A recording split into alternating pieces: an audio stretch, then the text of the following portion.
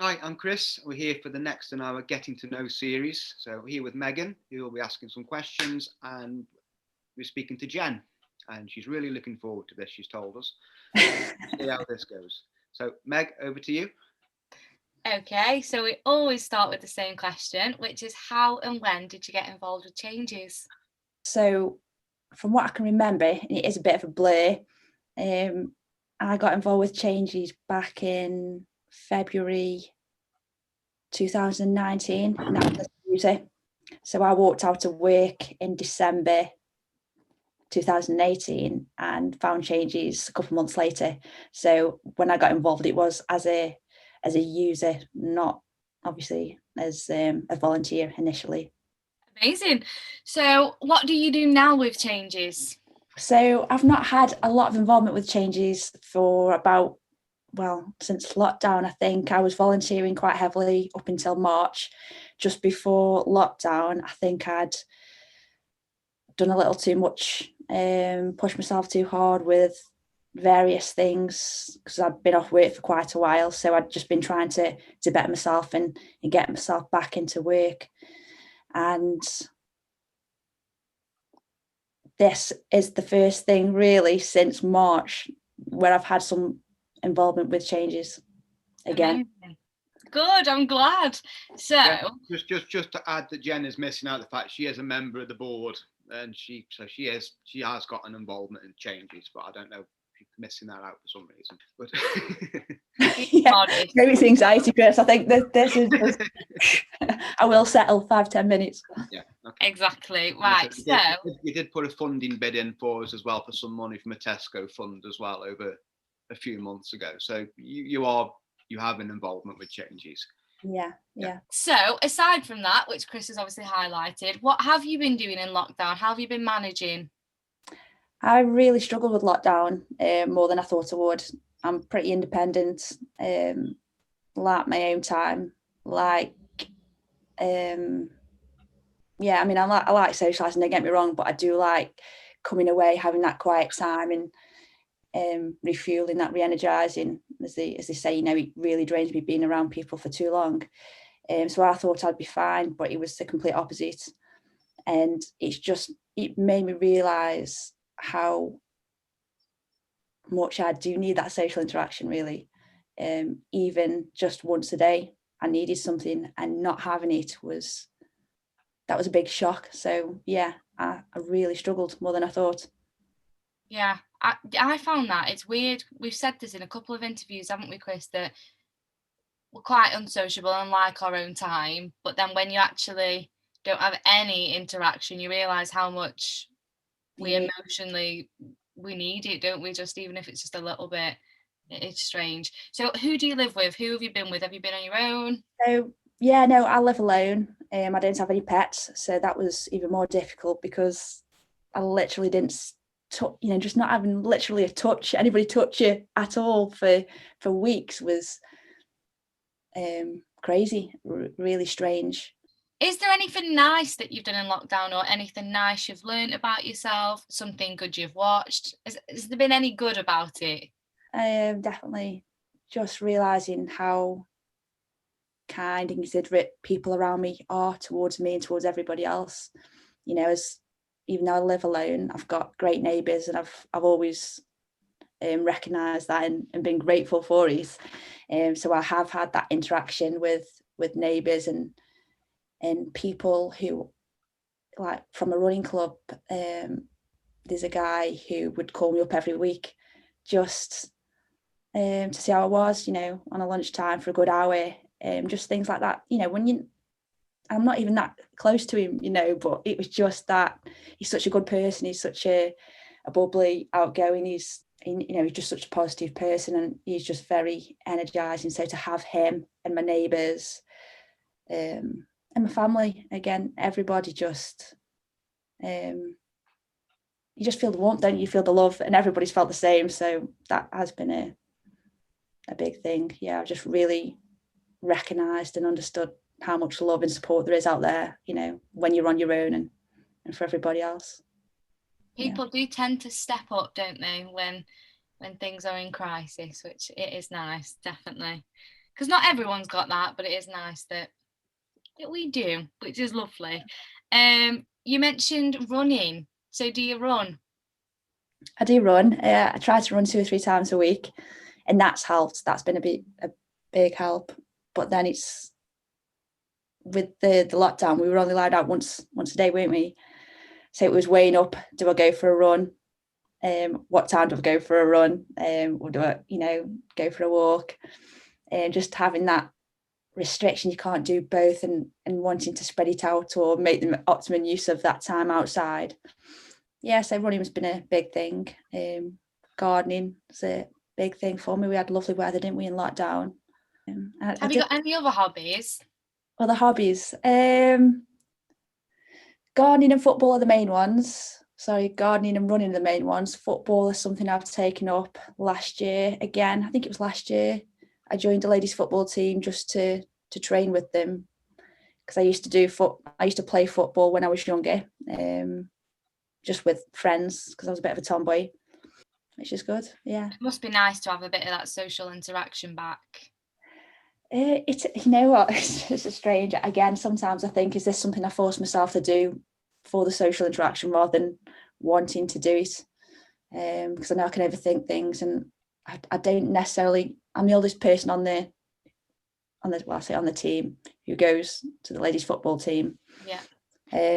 So I'm 38. I'd say the average age or mid-20s, so I do feel quite out of it. So yeah, they're all lovely. They're all very welcoming, but I don't feel like I get as much from it as I did when I was younger. But I still enjoy running around. You don't, you always feel great once you've had a bit of exercise, don't you? And I do think it is good to push yourself kind of outside of your comfort zone a little bit, I think. What do you think, Chris? To an extent, yeah. Yeah, it's definitely outside of my comfort zone. But I think, I mean, this is doing this today is pushing myself. This is why I've had to do it. I know it was the right decision to make. You've got to push yourself and fail to grow, haven't you, to do better. Exactly. Growth does not happen in your comfort zone. It doesn't. Yeah. True. I agree. You mentioned struggling with your mental health. How has lockdown impacted that or changed it at all?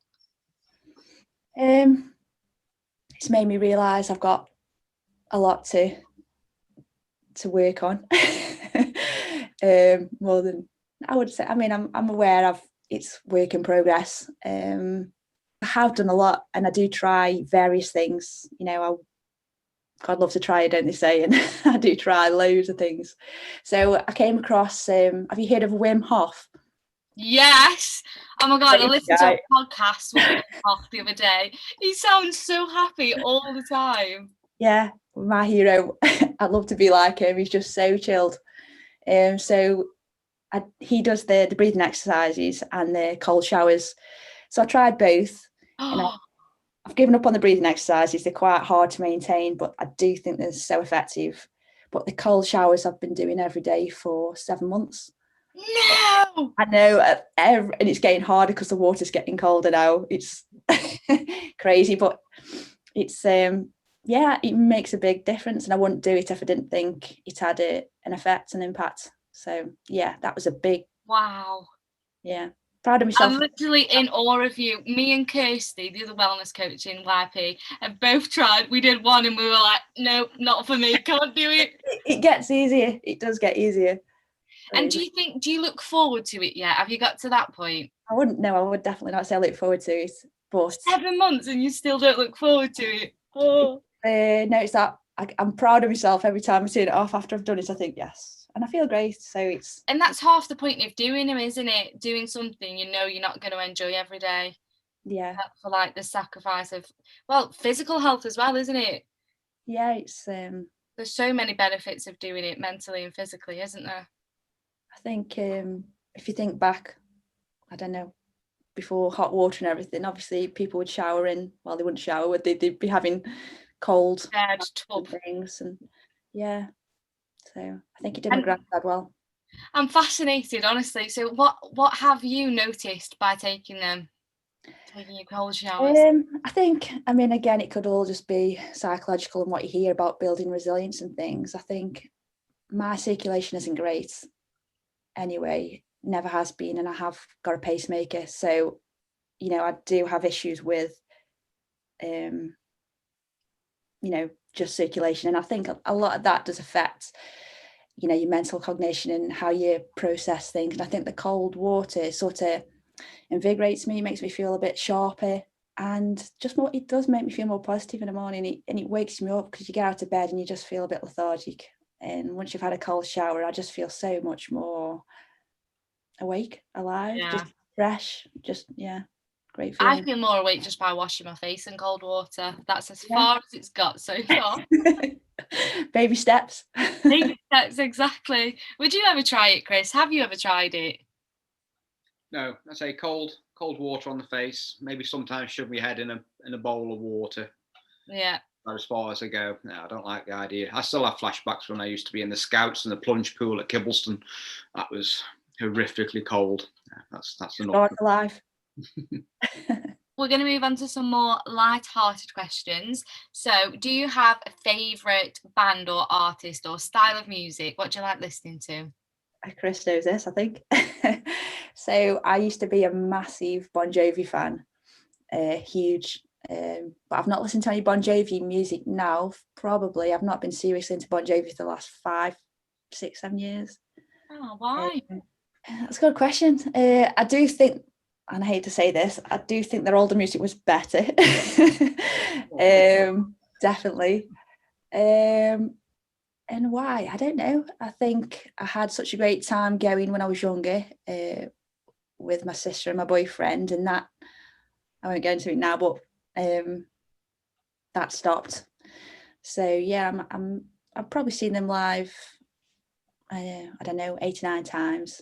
And Wow! The last time I went though, I went with my sister. I think it was last year or the year before. Was it last year? And we were looking forward to it. You know, we'd not been for a long time, and we had great memories when we'd been previously. And it turned out to be the worst Bon Jovi concert I'd ever been to. And it wasn't because of Bon Jovi. It was just a bad experience we had with somebody in the crowd, just causing trouble, really. So that really ruined it for me. Yeah. Oh, that is really sad. Yeah. Really sad. But Bon Jovi's great. Yeah, he's upbeat, he's uplifting, and seeing his music's all, and it was quite positive. Do you have a favourite song by them? That's a good question. Yeah. Well, I always say "Living on a Prayer." It's a classic, but it gets everybody up, doesn't it? Yeah.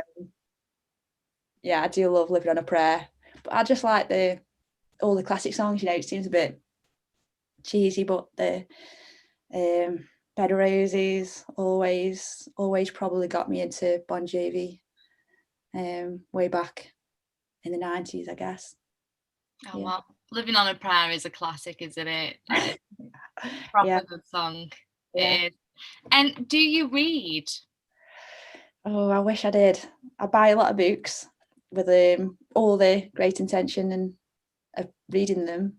And I do often start them, but I'm not somebody who can just dip in. I like to read from start to finish. So if I start reading and then I come to it a couple of weeks later, I've forgotten where I'm up to, I don't have bookmarks, I'm going over things, and then I'm questioning if I've read stuff and I can't remember reading things, but I'm sure I've read that. And it's, I think that puts me off. I feel like we have a simple solution there. Get a bookmark. You know what I've been doing though? I have actually been listening to audiobooks. So I signed up for Audible, as is, and then there's this other one. I don't know if it's called Scribble or Scribe. Yeah, I think it is. Yeah. Yeah. So that is, I've been listening to audiobooks as well. Yeah. So I do try, because I want to read more. Do you ever listen to podcasts? I do listen to podcasts. I watch a lot of YouTube videos and listen to podcasts. So I guess that's the same sort of thing, isn't it, really? And that's another thing I've done a lot more of recently. So I got into Russell Brand. Have you seen some of his things? Oh, good. Is that a positive? I missed that. Sorry, was that? Yeah, so Yeah. good. I just love him so much.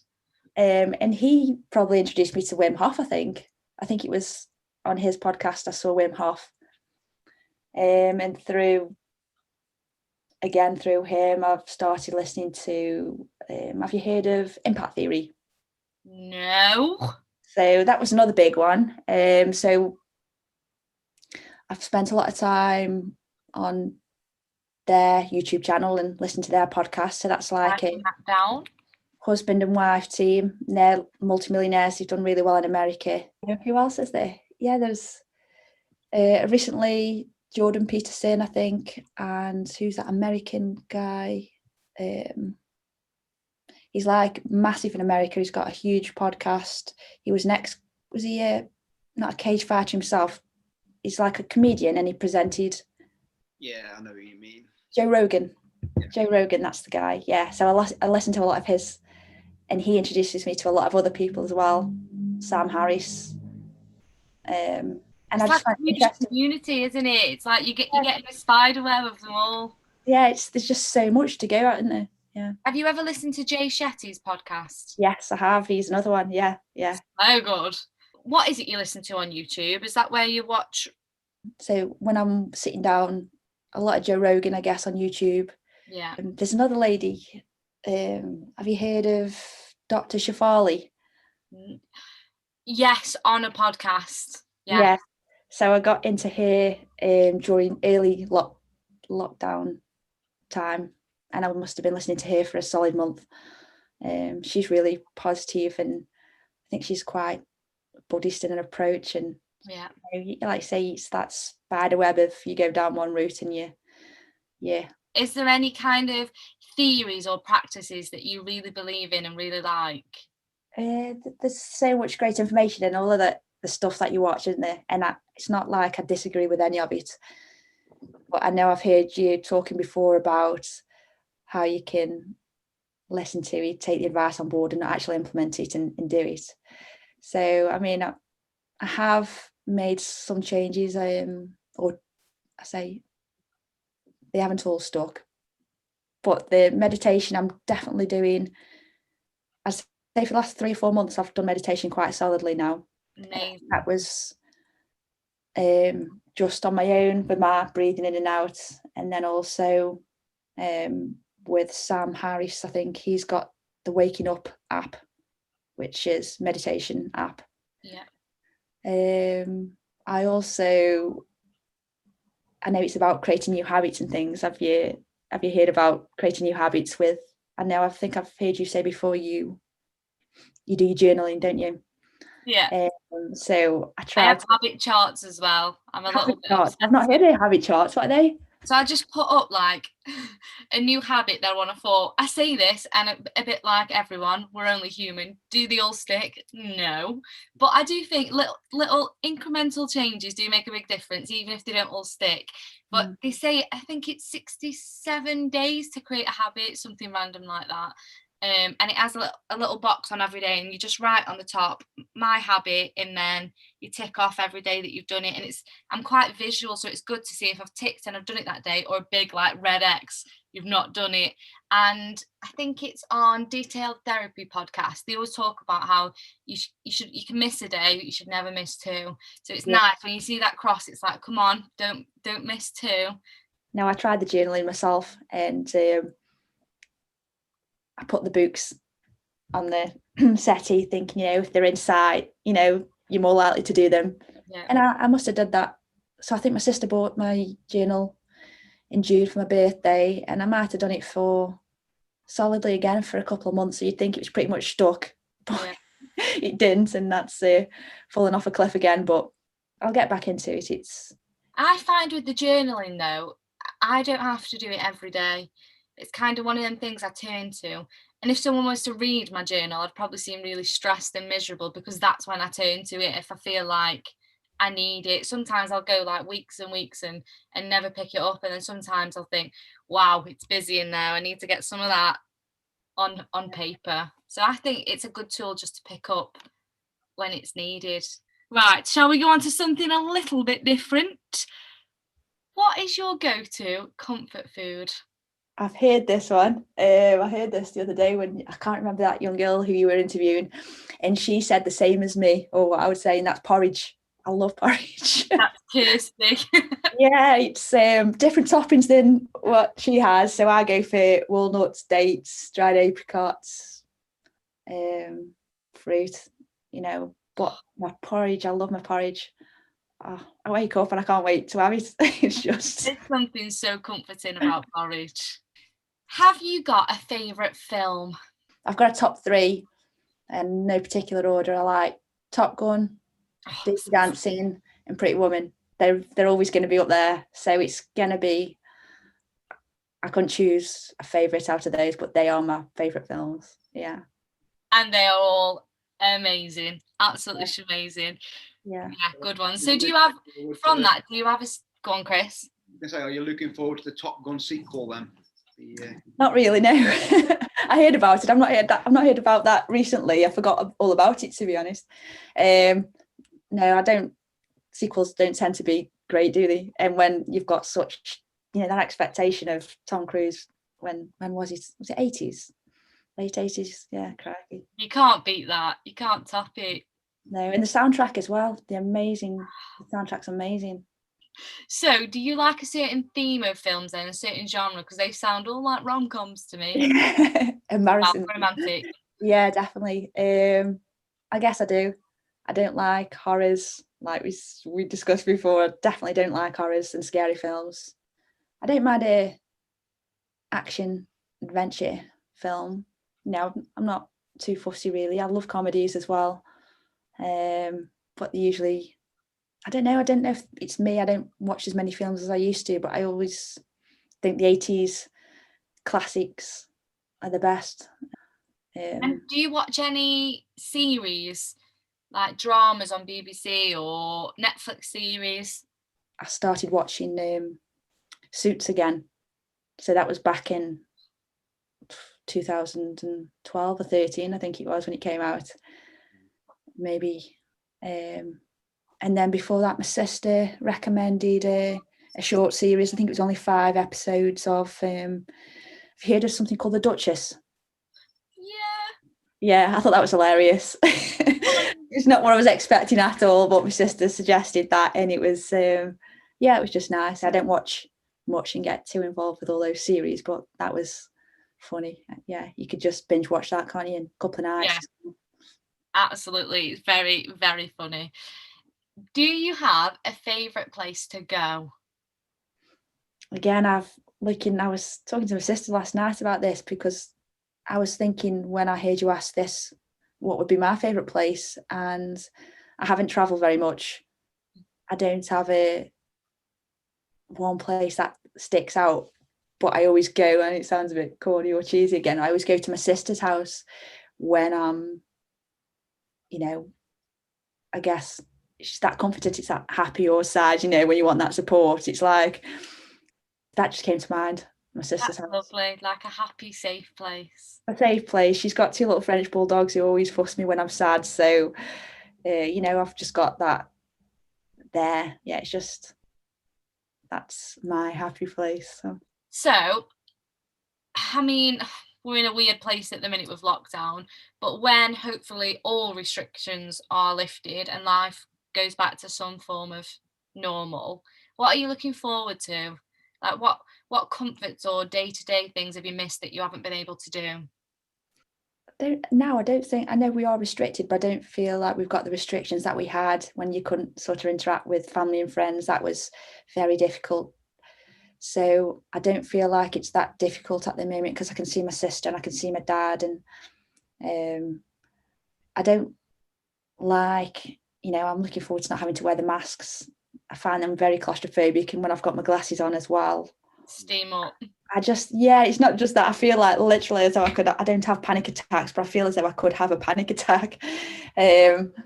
So yeah, I guess really it's just being aware of when I'm out running as well. It's sort of, you've got to give everybody a distance. You're just aware of not invading, being too close to people, and just, respecting their space really. And that's just an effort, because it sounds trivial really, but it's just very little things. I don't think there's anything that I think that's really, no, it's not really impacting me at the moment, I don't think. So it was the family connection that was the biggest struggle. Yeah, just not having somebody, just that touch. I think, like, I remember my sister coming round with the dogs, standing at the end of my drive, my little pathway, and I just burst into tears when I saw her. I get quite emotional thinking about it now, but just, she was all positive and upbeat, and I didn't know what was wrong with me. I just opened the door, and I was just, I don't know, I guess it's just overwhelming. It was just emotional, and I just started crying for no reason. Not no reason, is it? Yeah, but so now I'm very fortunate. I mean, now I can see my sister and my family and everything, and it's I am very lucky. I'm in a good place. I've got great support around me, so there's not much. I don't feel that restricted. At the moment. That's nice. I think that's really nice. Do you dream? That's a bit of a random question. Do you dream? Do you remember your dreams? Occasionally I do, and I think, knowing I had this morning, I did wake up an hour or so before I was supposed to, and I can't exactly remember my dream, but I do. I've got some sort of inkling as though this was in it. I mean, I know it sounds odd because you can never really recall, but I'm sure this played a part in it.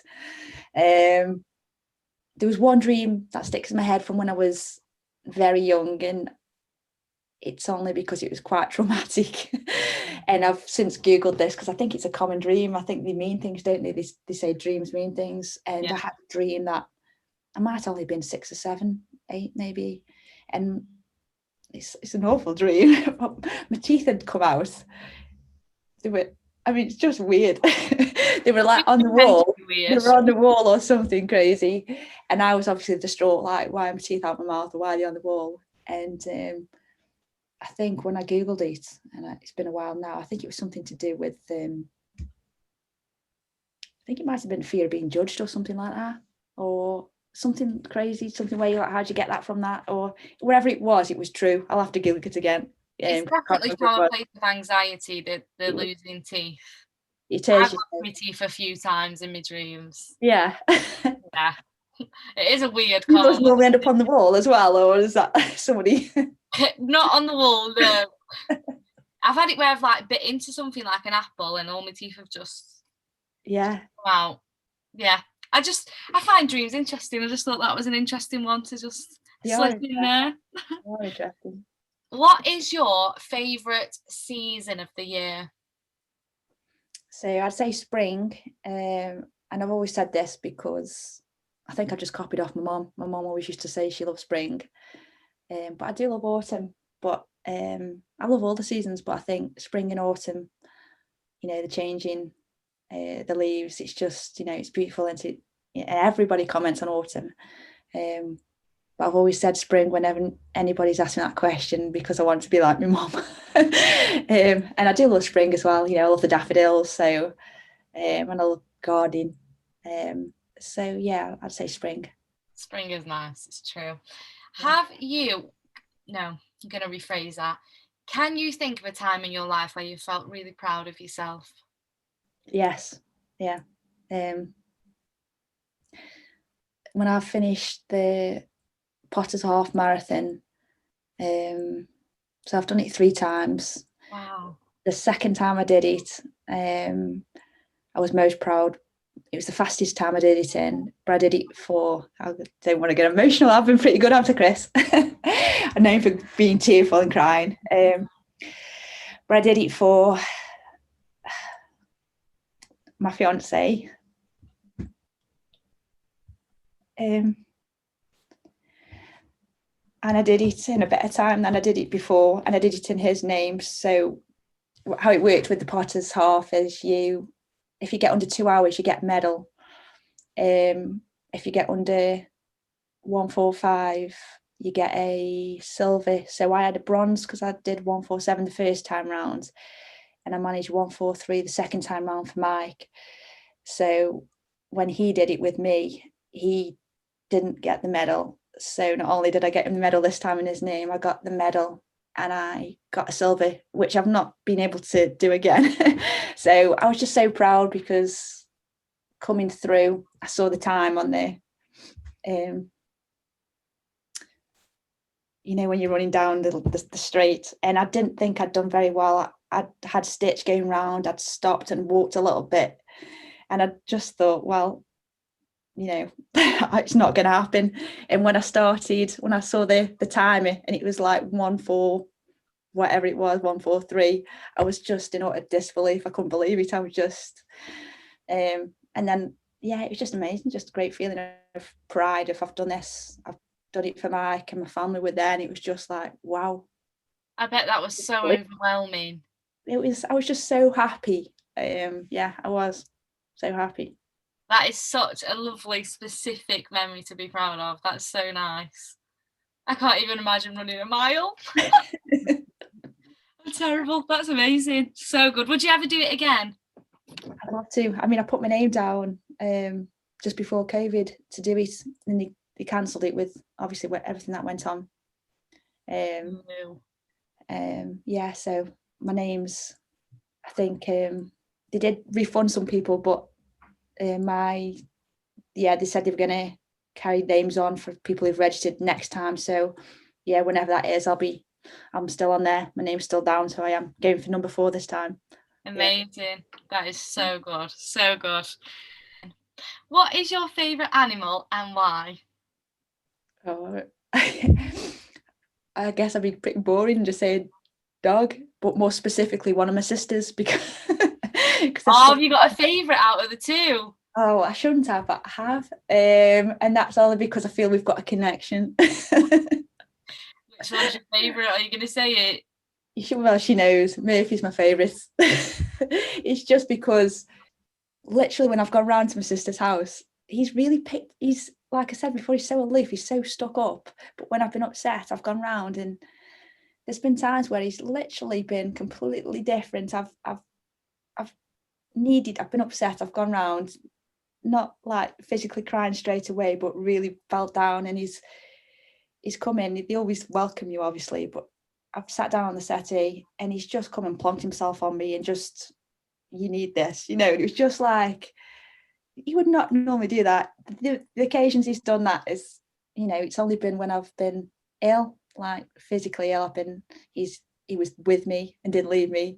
And then when I've had these emotional upsets, he's just, it's been a handful of times, but I just think there's no way, it's just crazy. I just think they've got the sixth sense. Yeah. And Murphy's just attuned to me, so he's my favourite. Oh, that is so nice. They have though, haven't they, Chris? I'll say Tilly's a bit more attuned to me than BB is. Tilly can read the room. BB can't read the room. He just wants to play. So whether that's his way of just saying, "Come on." Yeah, pull yourself together, sort of.